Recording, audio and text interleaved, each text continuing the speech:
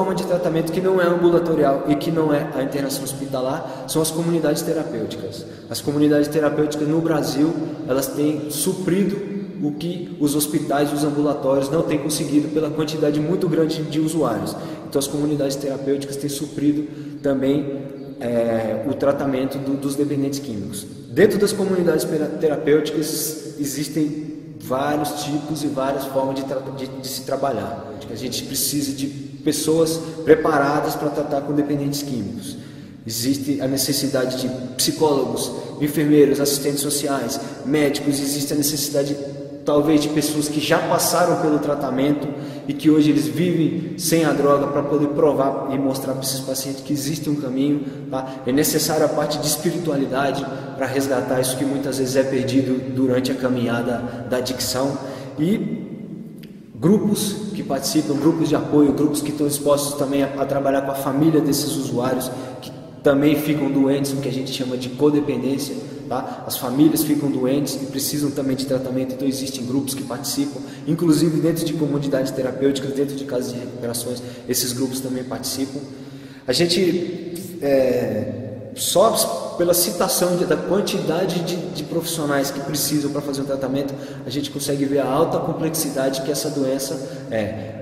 Não existe um tratamento para o crack, existe um tratamento para a droga.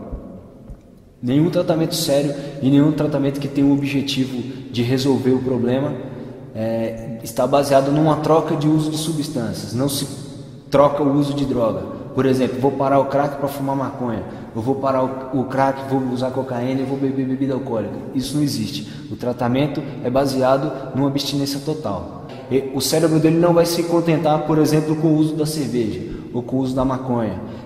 A partir do momento que ele usa essas substâncias, o cérebro vai exigir algo que ele já conheceu, que é mais potente, que é a cocaína, que é o crack.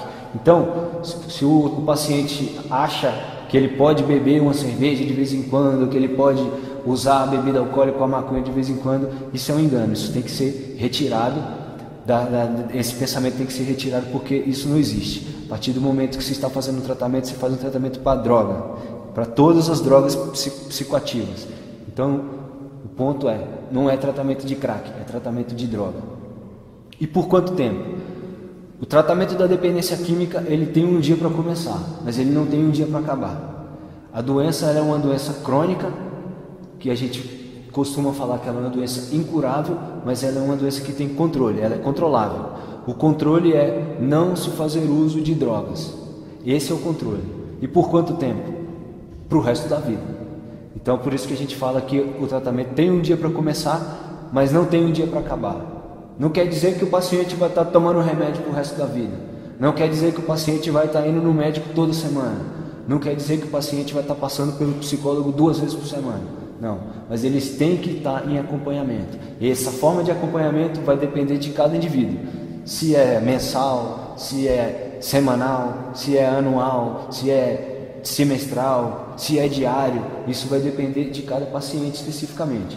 Mas o usuário que está em abstinência, ele nunca pode esquecer que ele continua em tratamento, ele continua em acompanhamento, e que se ele abandona esse tratamento, a chance dele voltar a fazer uso de droga aumenta, como se ele estivesse baixando a guarda dele contra a dependência química. Então ele tem que estar constantemente em alerta e constantemente em acompanhamento, para estar sempre revivendo e nunca esquecer que ele tem uma doença crônica, uma doença que não tem cura. Até o dia de hoje isso não tem cura, mas tem controle, e o controle, a maior parte depende dele, e se ele não fizer parte dele, fica muito difícil de conseguir reorganizar essa doença e que ele volte a ter uma vida saudável, uma vida produtiva.